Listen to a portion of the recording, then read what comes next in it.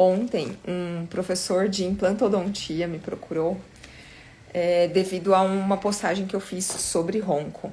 E eu achei que ele quisesse fazer alguma pergunta sobre algum caso clínico de algum paciente específico dele. Mas, para minha surpresa, era para ele mesmo. Era pro ronco que ele vem apresentando há algum tempo.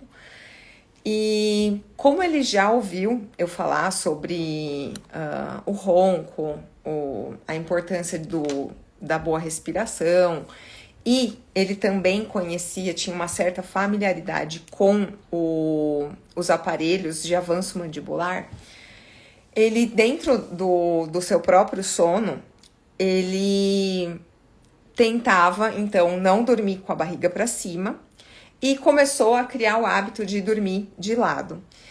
Porém, ele observou nos últimos meses, eu não lembro quanto tempo ele falou, ele observou que, dormindo de lado, ele também passou a roncar.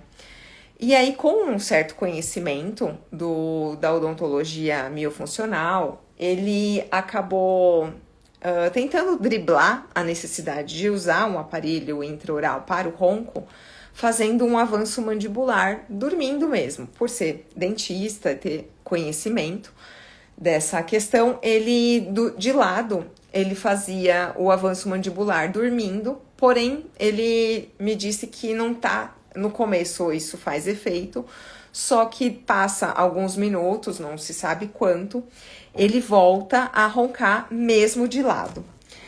E aí, eu deixei ele falar bastante, fiz algumas perguntas e eu até anotei, porque é um caso muito interessante e é mais frequente do que a gente imagina, tá?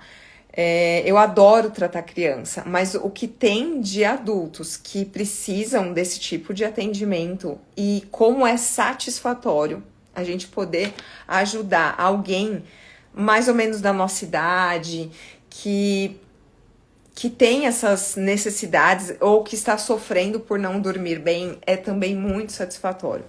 Então, eu sempre falo, se você atende muita criança, você vai passar a atender adulto também. E se você atende muito adulto, você acaba você acaba atendendo mais crianças. Então, nesse caso clínico que eu queria comentar com vocês, primeiro, em relação à respiração, foi a primeira pergunta que eu fiz para ele. Ele falou que sempre foi respirador bucal e desde criança. Só que ele tinha muito mais, a respiração, ela acabava causando muito mais rinite nele, mas hoje ele sente muito mais sintomas de bronquite e asma. E percebe que ele respira bastante pela boca mesmo durante o dia.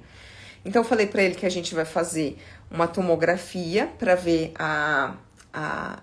as vias aéreas dele. Existe uma análise que eu faço na Cranium, quem é daqui do ABC ou de São Paulo sabe, com o Dr. Felício, ele faz uma análise específica para as vias aéreas e também, além disso, aqui no consultório, os testes respiratórios que a gente aprende no curso de odontologia miofuncional.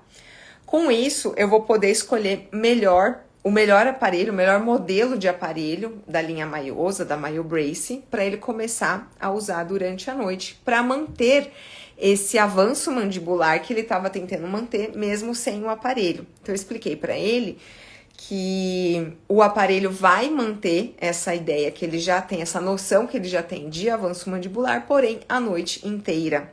E de acordo com a respiração dele, a gente vai determinar o orifício que vai ter no aparelho dele. Então, a linha Maiosa específica para respiradores bucais adultos, a gente tem 3 tamanhos de orifícios de respiração, porque se eu pego um paciente, mesmo sabendo que a odontologia miofuncional tem a intenção de normalizar a respiração para que ela seja 100% nasal, se eu pego um paciente que ainda não tem essa capacidade de respirar apenas pelo nariz, seja ela por obstrução ou por hábito, e aí eu vedo completamente, se for por obstrução, ele vai sufocar. E aí ele nem vai conseguir ficar com o aparelho na boca.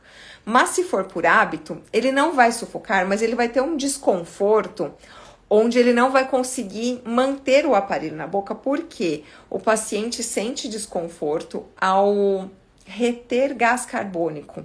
Apesar de a retenção de gás carbônico ser necessária e é o que a gente busca com a respiração nasal, inicialmente, isso eu explico muito mais detalhado no curso, inicialmente ele sente um certo desconforto de passar a reter mais gás carbônico nos seus pulmões.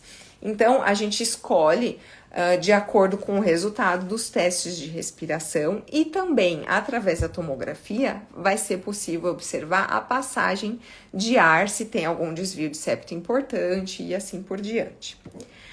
Aí, conversando com ele, ele falou assim, Paty, eu tinha já essa queixa de ronco, porém eu percebi que vem aumentando o meu ronco ao longo dos anos, né? De 2 anos para cá piorou bastante. Aí eu falei que existe, ele até brincou comigo, tá me chamando de velho? Eu falei sim e não, né? Porque com o passar dos anos, a gente vai tendo mais flacidez na musculatura como um todo. E ele faz academia, então em relação ao corpo, ele tá cuidando para vencer essa flacidez muscular que vem com a idade. Porém, na parte da boca que tá faltando os exercícios. E ele, nossa, faz muito sentido, que bacana, e como são esses exercícios? E eu fui falando por telefone, nem foi por consulta ainda. Eu pedi os exames, aí quando ele vir na consulta, eu termino de fazer as análises. Então, eu achei muito interessante ele colocar essa questão que ele percebeu que com a idade tem aumentado o ronco, e aí eu expliquei para ele que a flacidez da musculatura, ela acontece com a idade.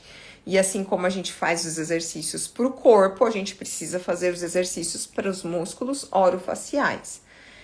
E ele também me questionou, por ele ser colega nosso, implantodontista, ele falou, Paty, um paciente meu um paciente de implante especificamente, ele fez a cirurgia para o ronco. E eu fiquei muito preocupado, porque eu acho algo muito invasivo e que pode ter um pós-operatório bem chato. Aí eu falei, pode apostar que sim. Por quê?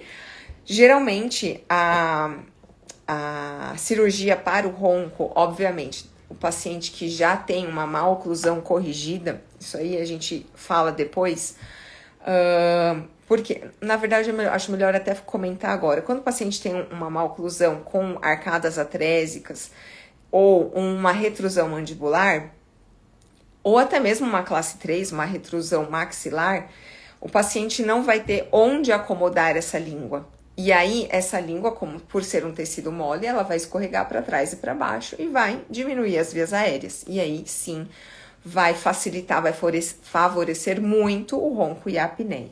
Então, contando que esse paciente, tanto o colega nosso, que ele é professor de implantodontia, quanto o paciente dele de implante, imaginando que eles já têm a má oclusão corrigida, tem um arco bem desenvolvido, a mandíbula bem posicionada em relação à maxila, a cirurgia de ronco, ela vai se dar pelo grau da escala de Mallampati. O que seria?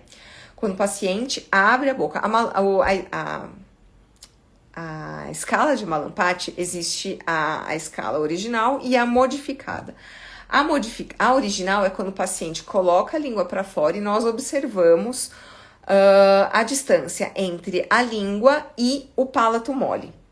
Essa distância vai determinar o grau na escala de Mallampati, se é grau 1, grau 2, grau 3 ou grau 4. Então, o grau 1 é quando a gente observa, tem uma passagem entre o palato mole e a língua.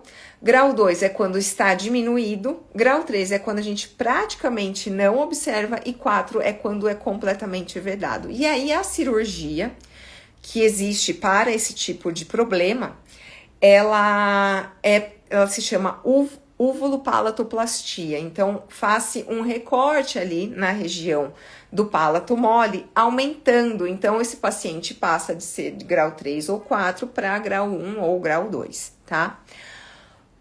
Antes de eu continuar falando sobre isso, existe ainda, antes da gente submeter o paciente à cirurgia, alguns exercícios fonoterápicos que podem melhorar bastante essa escala, esse grau da escala de Mallampati. Mas vamos supor que o paciente já fez ou não fez, enfim, acabou indo para a cirurgia, fez a cirurgia de uvulopalatoplastia, passou pelo desconforto e tudo mais. Inicialmente, existe uma melhora muito significativa do ronco e da apneia após essa cirurgia. Porém, a flacidez da língua não tratada está presente lá. E imagina que a gente tem aqui o palato e a língua ficava aqui encostadinha.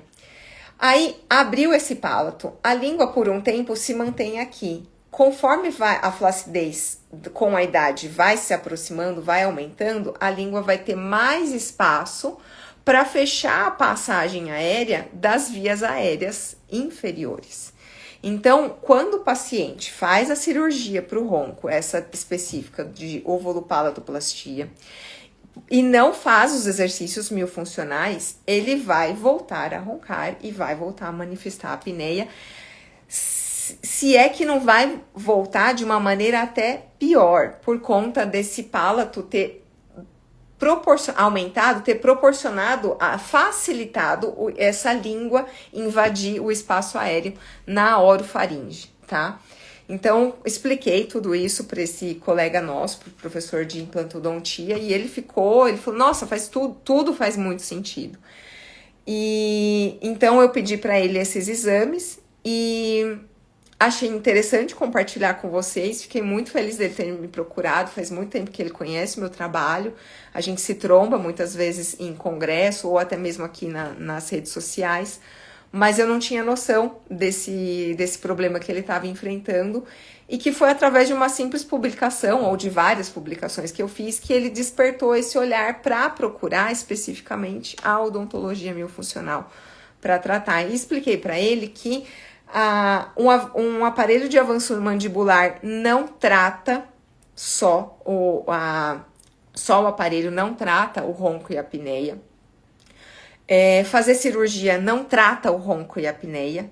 Eles são paliativos. CPAP não trata ronco e apneia. Então, por que eu digo que eles são paliativos? Porque enquanto o paciente está com ele na boca, pode ter um efeito. Depois que tira, à noite que dorme sem, não tem mais efeito, né? No caso de CPAP e aparelho intraoral.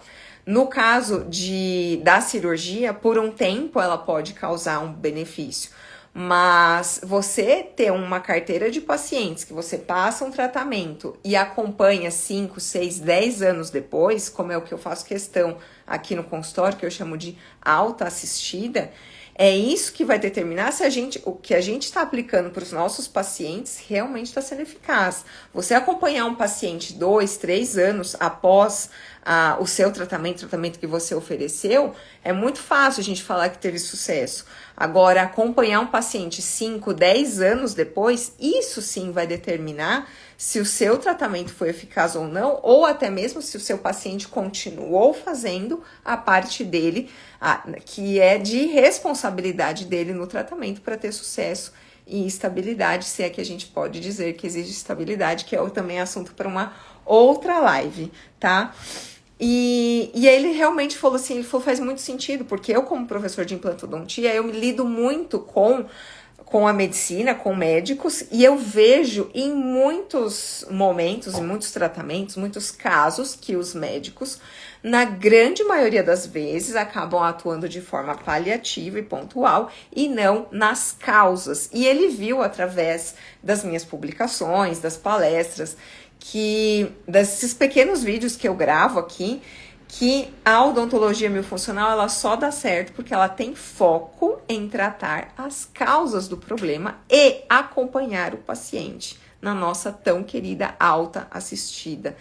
Então, falei de vários assuntos que eu adoro, que eu passaria horas falando, mas eu quero deixar esse vídeo específico para esse caso do nosso querido colega, professor de implantodontia, com queixa de ronco, e vou compartilhando com vocês o andamento do tratamento deles, tá bom? Se tiver alguma dúvida sobre esse assunto, coloca debaixo desse vídeo, que eu tenho o maior prazer em compartilhar mais algum conhecimento complementar, tá bom? E no CIOSP vamos ter 6 palestras, dentre os temas são DTM e ronco e apneia por minha conta, tá bom? Um grande abraço para todo mundo e até o próximo vídeo.